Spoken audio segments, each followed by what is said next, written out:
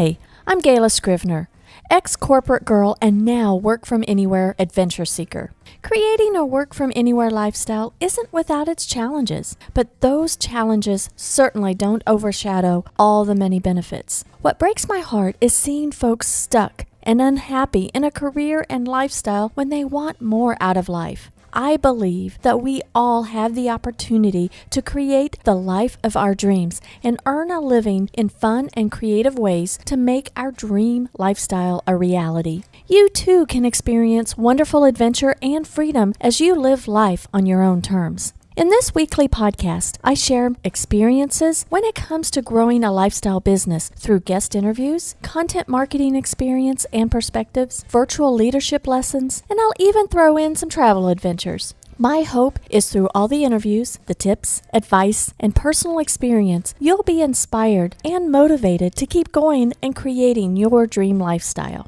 Life's an adventure. There's no time but the present to live life to the fullest. Hi there, and welcome to the show. We're early in the new year, and traditionally, New Year's resolutions has something to do with either health or finance or both. Well, this month, I thought I'd introduce you to two experts I know on each subject. At the end of the month, we'll talk about tips for making your financial resolutions a reality. But today, I am super excited for you to meet Dr. Lisa Olszewski. Dr. Lisa is a chiropractor, neuropath, and keto nutrition fanatic, known to travel across the world to meet friends for dinner and rack up frequent flyer miles. When she's not adjusting spines in her chiropractic practice, she's passionately making healthy living simple through her online courses, virtual summits, and one-on-one coaching so everyone can achieve a vibrant level of health.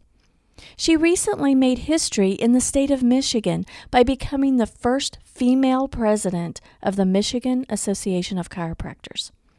You can download her latest hacks to vibrant health at her website, drlisao.com.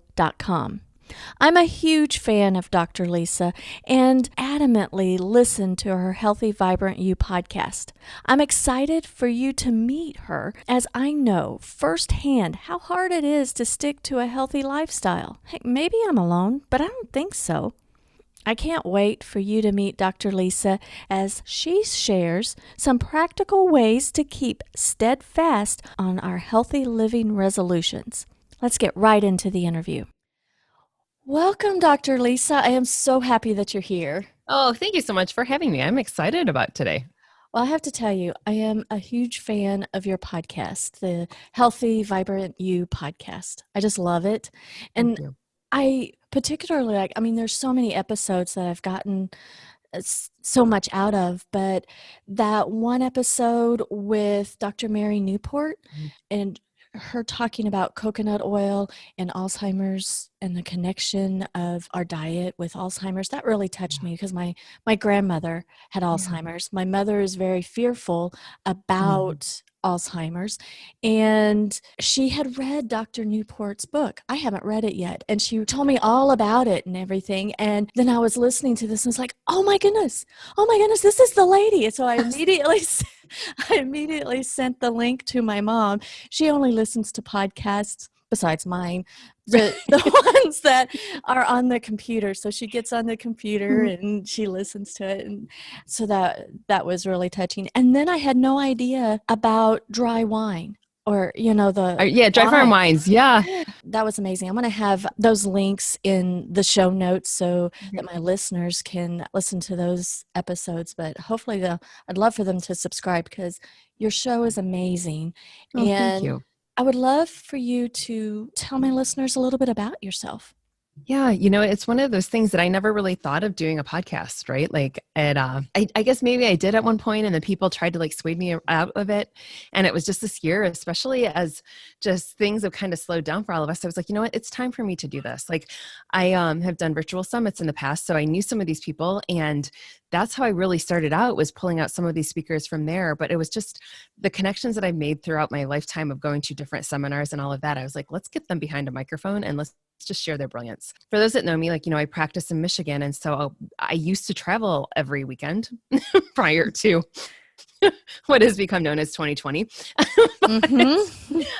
I always thought it was really unfair that, granted, I'm going to certain events for continuing education credits. Those are seminars that my patients don't want to sit in, because it's all going to be over their head. But I was able to go to different seminars and just meet some of the people that are behind the microphone on other podcasts, or that are the thought leaders that are really changing the course of how we think about health. And I was like, why is it only you have to be a doctor, or you have to, to be able to connect with these people? I'm like, let's get them so everybody can connect with everybody, right? So, I love technology for that. So it's been pretty cool to be able to do the podcast. And again, for me, I was like, people are actually listening to it. Like, I don't know. Oh, absolutely. And you're a chiropractor.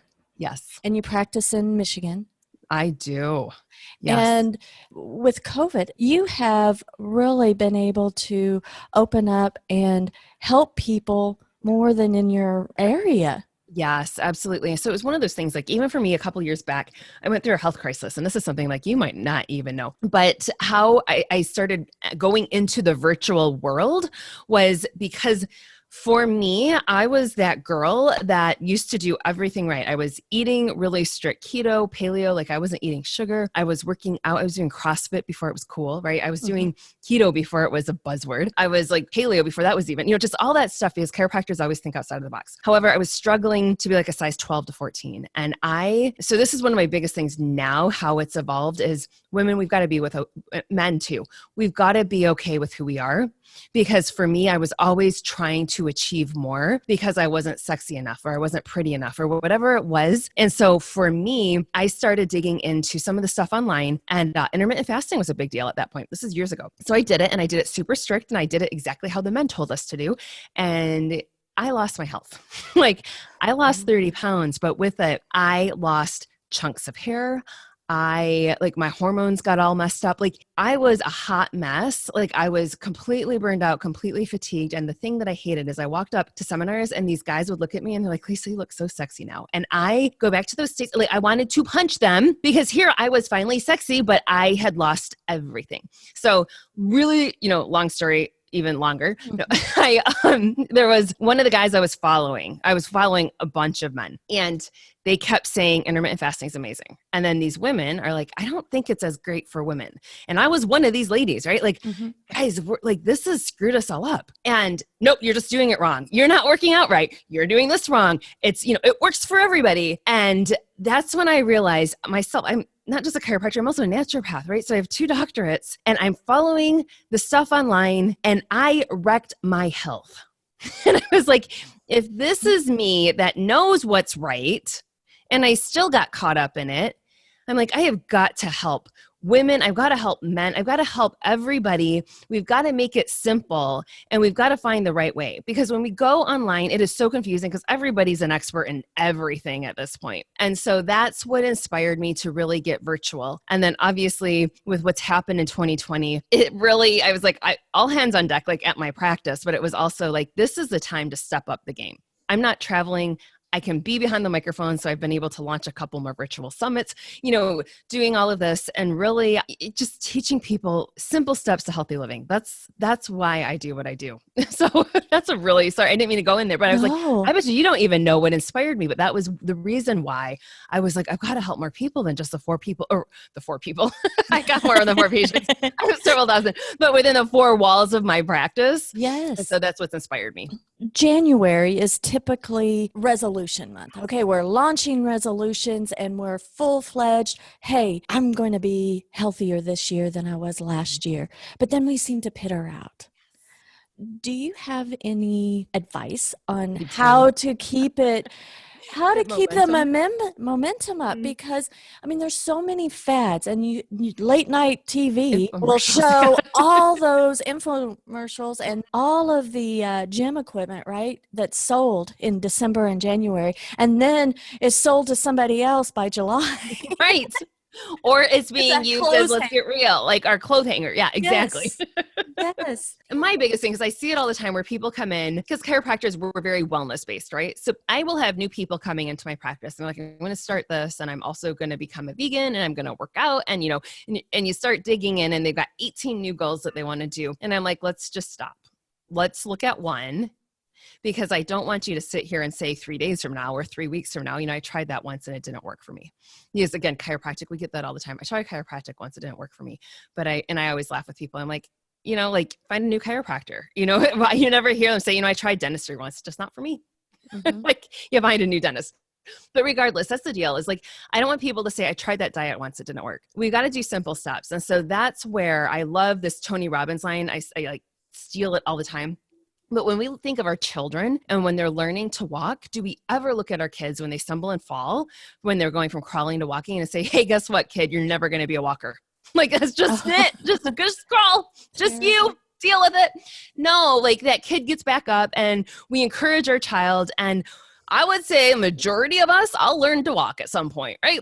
But we do it all the time with ourselves. Healthy living, not for me. I tried that diet once. Nope, not good. And then all of a sudden, we're 50, 67 years old and we've got a diagnosis and it is like scares the bejesus out of us, right? Or our parents have something and we're scared to death that's going to end up as us, right? I'm seeing it a lot right now with Alzheimer's, but diabetes is one. I'll have people coming in saying, my whatever had uncontrolled diabetes and they just had to have their foot amputated.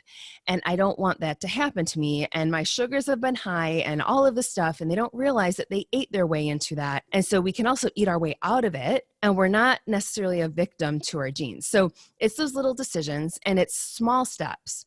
So I am very well known for saying, if the only thing you do today, if you don't do anything else, and you start out today by walking to the end of your driveway to grab your mail, are you going to be healthier or sicker tomorrow by doing that, right? And then tomorrow do that and go a little bit further, and then a little bit further. It's those little steps. Or if all you do is eat a little bit of green veggies today, and tomorrow you continue that, and we fast forward a year from now, and if that's the only change you made, if that was it in the course of a year, how much healthier would you be? Just think of it that way.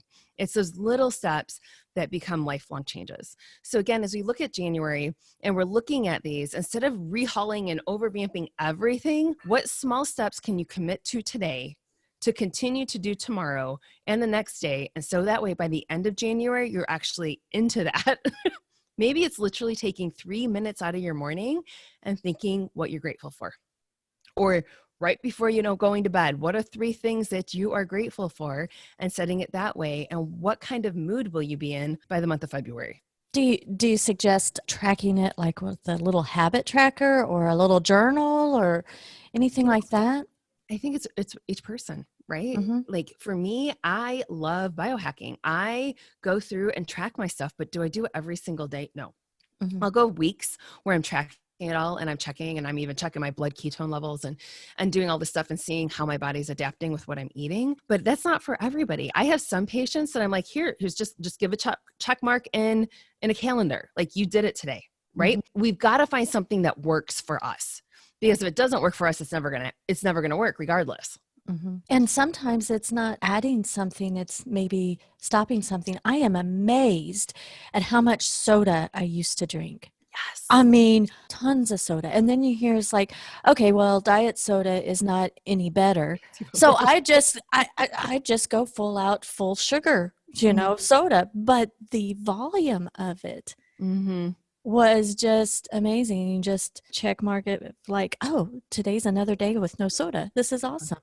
Yeah. And then that, and just going to restaurants and only ordering water. It takes like $4 off of each bill. Exactly. And then multiply that by the year. So that's like a money saving thing. That's budgeting, and that's finance and health. How about that? See, you can tell, like, up here, man, our restaurants aren't open. Because I haven't seen a restaurant in a really long time. And I wish I could. Yeah. But if we create healthy habits early in life, but you're telling me that even, our second half of our life, we can eat our way out of the mess that we put ourselves in early in life? Yes, I've seen it, right? I see it a lot, even for me. And I look at it, just my own struggle. Like I was that girl that was on a diet in sixth grade, like my mom put me on weight. So I have always struggled with my weight. And so when I hear people saying my metabolism was awesome in my 20s and 30s, I'm like, I don't even know what I lost out on a lot of stuff.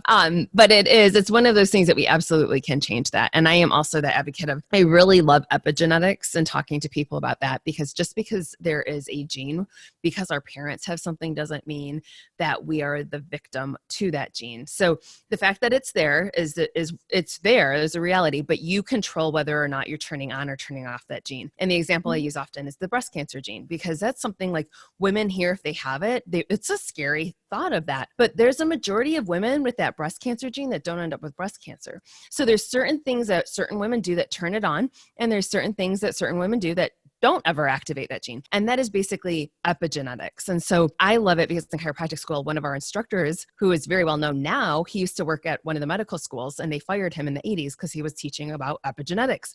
There was no such thing. Like your genes were your genes. That's how it was in the 80s. So he started teaching at chiropractic schools in the 90s. And what I loved was in 2010, I was getting ready to fly over to Israel from JFK Airport in New York City. And I remember literally going up to buy some magazines for the flight. And here on the cover is Time magazine in January of 2010 of Epigenetics, the New Frontier. Your genes don't control your destiny. I was like, wow. Finally, they caught on. So that's it. Yeah. Regardless of even whatever your parents, there's a predisposition, but you have the power to turn on or turn off those genes. So what are your decisions doing every single day? Because every decision you're making today is going to improve or decrease the quality of your life 10, 20, 30 years down the road.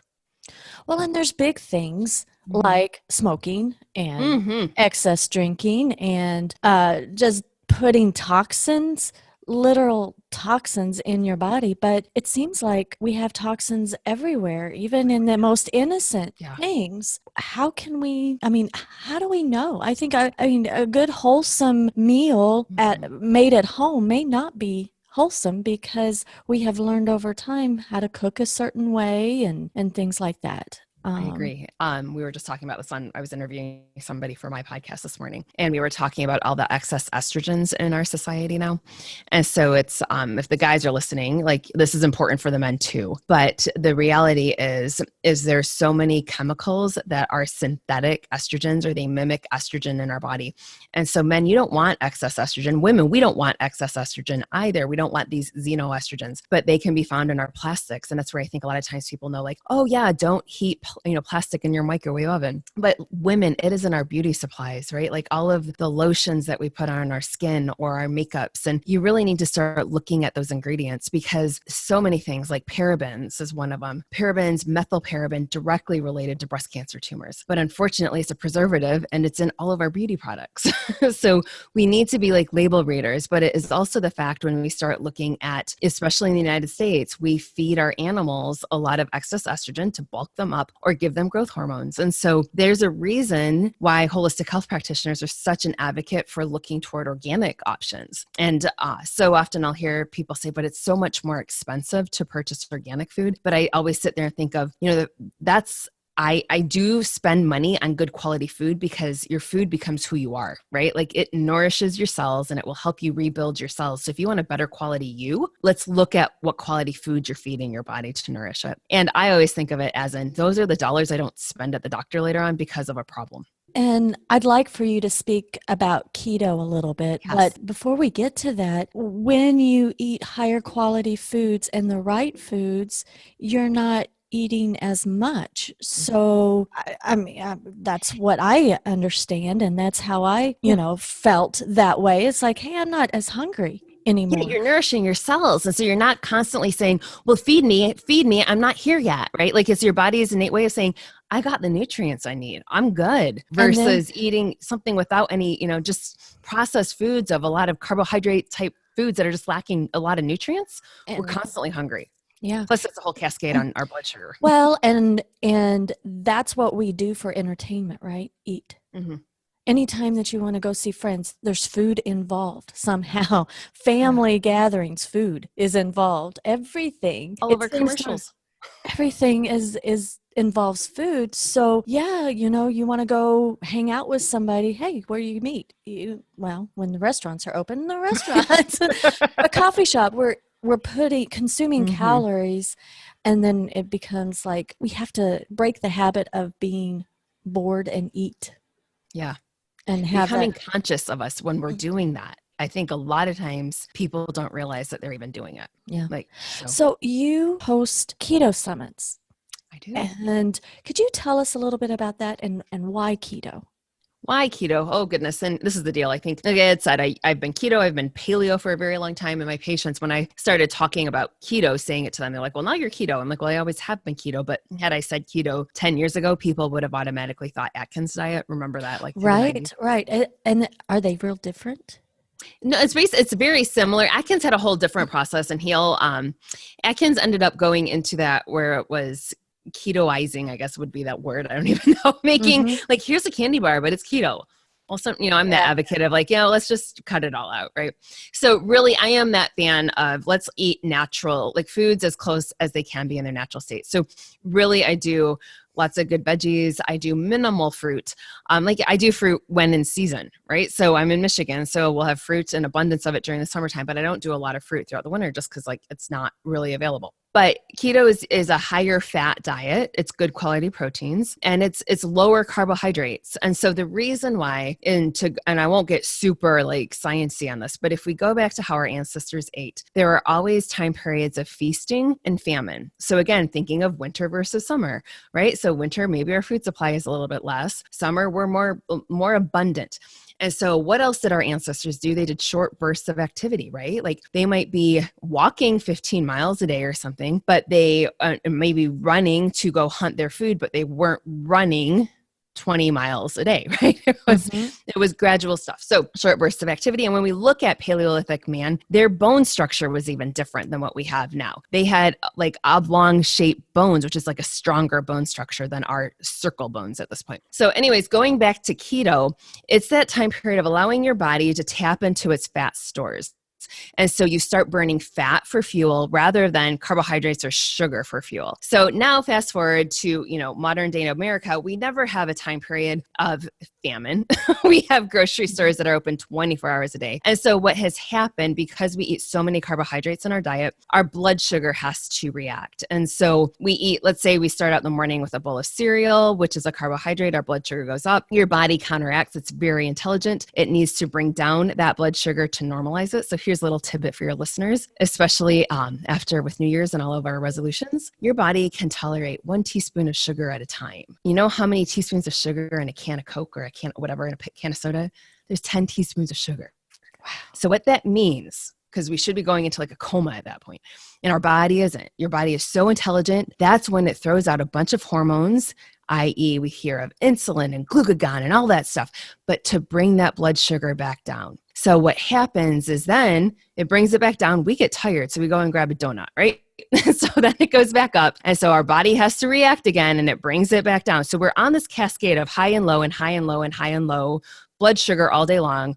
We're always hungry because it's up and down and up and down and up and down. And so it's carbohydrates are a short way of energy versus if you were a fat burner, that's a longer source of energy. So you're not going through those highs and lows. And then to tie it back into diabetes, you think of when I was growing up, there's type 1 diabetes and then there's type 2 that we used to call adult onset diabetes. Type 1 is, that's a whole nother story, right? Hmm. Type 2 is what happens when we eat so much sugar, so many carbohydrates that your body, the pancreas is just like, I can't keep up at this point. This is super simple. If you have doctors listening, they're like, that is not exactly what's happening. Well, I'm trying to keep it simple, right? Much appreciated. Yes. So when I was growing up, that type 2 was called adult onset. We do not call type 2 adult onset anymore. And that's what is so sad is why we don't call that, because we've got so many little kids that are type 2 diabetic now. So they have eaten their way into diabetes within the first 10 years of life of something that used to take 40 years to eat that way. So that's why I'm such a fan of keto, is because we get rid of a lot of those processed carbohydrates. We stop that roller coaster of blood sugar that's going on in our body, which is just wreaking havoc on it. And it's aging us a whole lot faster. And when we get into ketosis, then we start seeing that's when we magically start seeing just brain clarity, and we see fat loss and great energy and all that type of stuff. But even just by decreasing the carbohydrates without even getting into ketosis, people see such huge changes. So my biggest way for people is, let's just become aware. Let's just kind of figure out how many carbs you're eating a day. Do you eat 100 grams each day, or do you eat 400? And kind of figure out where you are from there and just scale it back. People that jump straight into keto that oftentimes fail, it's because they're going, cold turkey in, and it's 20 grams of carbs or less. And they're like, that was really hard. I don't know how to do that. And the reality is sugar is addictive. When they have done like scans of the brain, literally it's the same addictive like areas as cocaine. Like, we know that sugar is that addictive. You give a rat like the option of an Oreo cookie or cocaine, he's going to go after that Oreo cookie, like literally. And so it sucks when you cut out sugar if you've been eating it your whole life. Like, reality is it's addictive. Boy, so it is. And is it the most addictive substance? I don't know if it's the most. I mean, I think seems like it. Yeah, some of like the opioids might be even worse. Well, I don't know. It's the most readily available. It's readily, yes, right? It is so readily available, and it's the most accepted addiction. Sugar and the food industry is just big business. It is. And if it makes it taste better, then they sell more product. So it's hard, but is keto like losing flavor? I mean, oh my gosh, no, I feel like it's so much more flavor, right? Mm-hmm. Like, I always tell people, like, imagine what you can do by just, I cook with a lot of coconut oil, but just even good quality butter, I'll do that, and pepper and salt.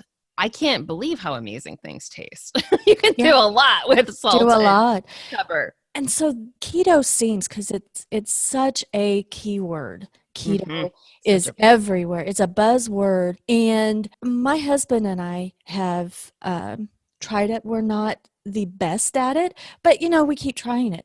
Like what you just said, reducing carbs, like cutting out bread and not having a roll or not having a sandwich, for example. Oh my gosh, we saw results. And I love how you say to keep on a diet, you can just do one small thing. And that was our small thing, was cutting our carbs down. Now that, are we perfect with it and just coming out of the holidays? No, not necessarily. But we keep trying. We have become aware, and we're still educating ourselves. I still feel very uneducated and naive in the foods that, and it's not, I think it's a lot of us, because like you just said, we're marketed that way. Mm-hmm. Like, I have a lady coming up again in January on my podcast about all the marketing as soon as you walk through the doors on how they strategically place things in the store. Right. And then, I mean, we also talk about some of the chemicals that are in the processed foods, and then the food dyes that are in it. And those are just toxic to the brain. So, I mean, there's all sorts of things. So that's where I was just say, like, let's try to figure out as close back as we can get to as how it was in nature. Right. Like, let's try to figure it out that way. And so it is just those simple steps. Yeah. I love that. So in your line of work, what do you see your patients or your clients' biggest struggle? I think one of my biggest things, and I feel like it's just because it's fresh in my mind, I just saw somebody, people oftentimes come to chiropractors after they've tried everything else. Like everything else. Like, and we always kind of laugh. It was like, well, I tried ear candling and that didn't work, so I might as well try something else for my low back pain. And it's like, okay, well, but I mean, and I say that one facetiously, but a lot of times I see where they've been everywhere. They've been up to Mayo, they've been to Cleveland, they've been wherever, and they have been given no hope. And so they come in as a kind of like their last attempt, like, maybe the chiropractor can help me. So we see that. And a lot of times just by making sure that their brain can send the right signals to the rest of the body. Cause that's what my little example within chiropractic is, your body gives you symptoms all the time. And those symptoms, unfortunately, we have always been trained just to cover them up, right? Like, we have a headache, let's take some Tylenol. Whatever else, low back pain, we'll take some Advil, whatever it is. Well, it's kind of like the oil light going off in your car, and you're driving your car down the expressway, and you're like, I'm just going to cover up this oil light and throw some duct tape over it. Mm-hmm. And how many miles down the road your engine blows out, and now you're sitting there kicking the tires with a blown out engine. Like, why in the world did the car do this? It never gave me any warning lights. Well, it did, but you covered them up. And so unfortunately in our society, we cover up these warning lights until it's at the last, the last thing. And so your body's screaming at that point. And so that's the beautiful thing is our body really only feels 10% pain with the way the nervous system is structured. Unfortunately, that 10% sucks really bad sometimes. So we'll see people at, that 10 out of 10 pain level. So my biggest thing is we get that pain under control. We get them feeling better. And then we can start making lifestyle decisions. And I see a lot of people now that are coming in saying, I don't want the medications. I saw that my parents are on, 18 different meds and half of them are treating the side effects that the medication was causing. We really help people just teach them simple steps again to healthy living. Like what can we start doing? Increasing our water. Like again, like you had said, somebody's drinking a lot of soda. Let's just start increasing water. If you don't ever eat a green veggie ever, start incorporating some greens because you're going to be so surprised at how your body is going to crave more good when you start eating better. It's just amazing. I hear that all the time. Yeah. And we really just go into lifestyle. I think it is a shame that we run to find a Band-Aid versus finding the root cause. And we won't go into healthcare system and how just messed up that is because there's no simple solution on fixing that. But it took us years to get to a point in our body to where our bodies say, hang on here, you're at a breaking point. It's not going to take one prescription. It takes steps of lifestyle to reverse it. And I don't know, it's very inspiring that what you said is like, we can reverse the effects. And it does seem so overwhelming with all the information out there, even with like keto and stuff and breaking it down. I like that we can make significant change with small steps at a time. Thank you for that, because that is amazing. Now, I'd love to ask you, share your favorite resource or book that has really made a difference to you professionally. My biggest resource, what would it be? I hate to say this, like it was my own life journey, right? Like I hate to say that. No, don't. But that's what, I dug and because I fell for those gimmicks, right? Like I fell for that and I lost my health. Like I just sit there and think of where I was like 4 or 5 years ago. And I never would wish my worst enemy to go through what I went through. And so it was me constantly digging for those answers and figuring it out. Right. And that's where I always just use the example now where, especially because I do a lot with, women's health and telling women like, yeah, no, we can't do the 1 meal a day, the fasting thing that all the guys do really great with.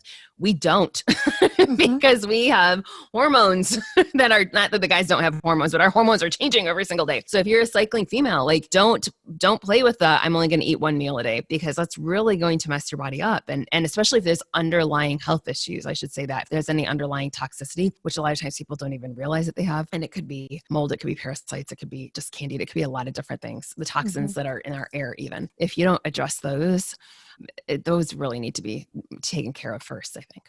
So it's not necessarily eat less, move more. It's eat right. Yes, and it's intelligent. Yes. Because, oh my God, I did the dieting and moving and all of that, and I couldn't budge. Right? Like, which was why I went extreme.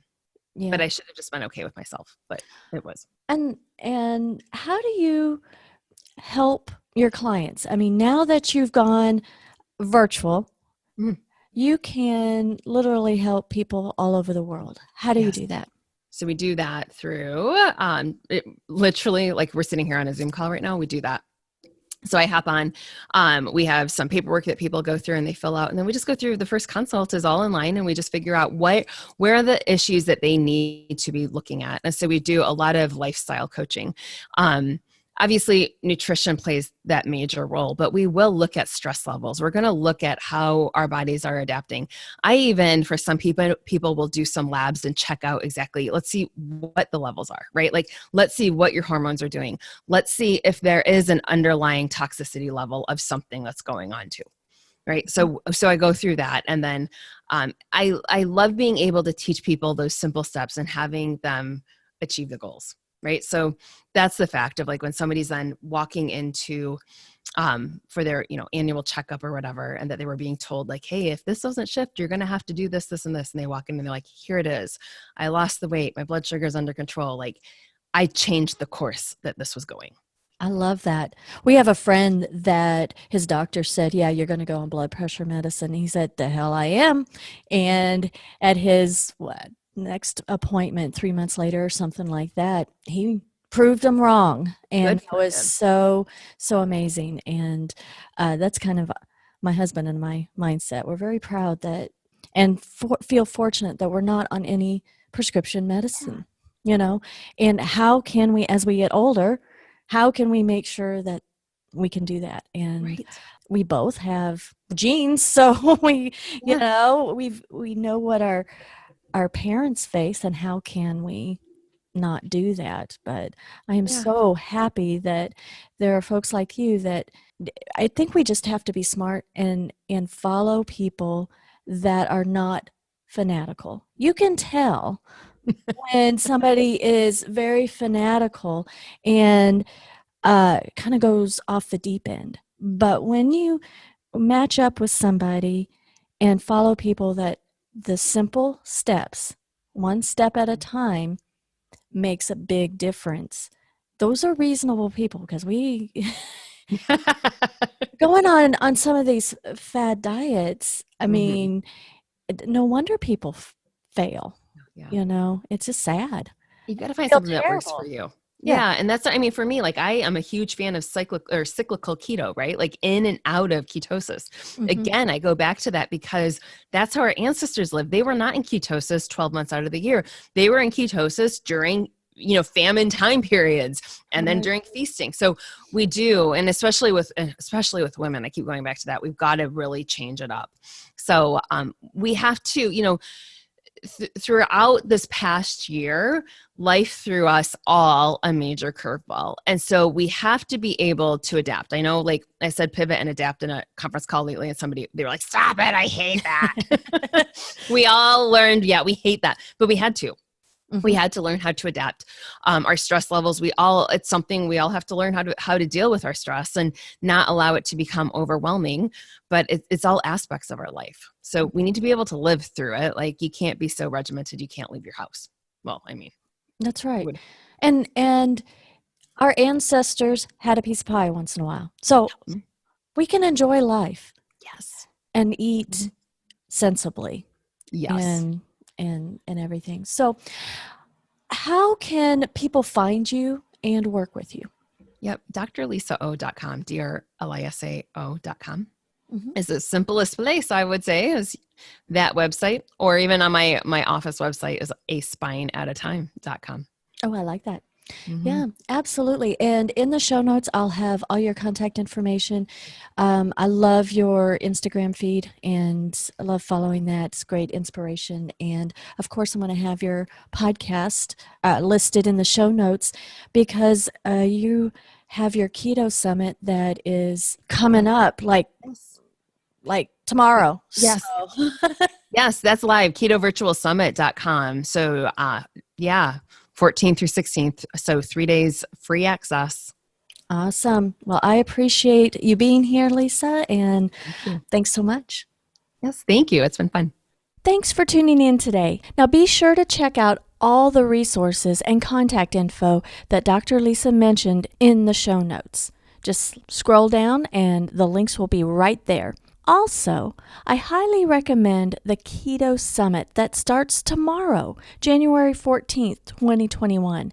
If you haven't signed up yet, there's still time by going to ketovirtualsummit.com. Now, if you're listening after January 14th, 2021, check out ketovirtualsummit.com anyway. There may be a waiting list for the next educational opportunity.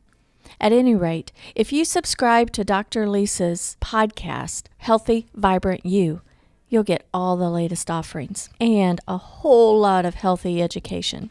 I do hope you enjoyed the show today, and if you found this episode helpful, I would love it if you would subscribe and even leave a review. Your feedback would be most helpful in getting this info out to others who it may help.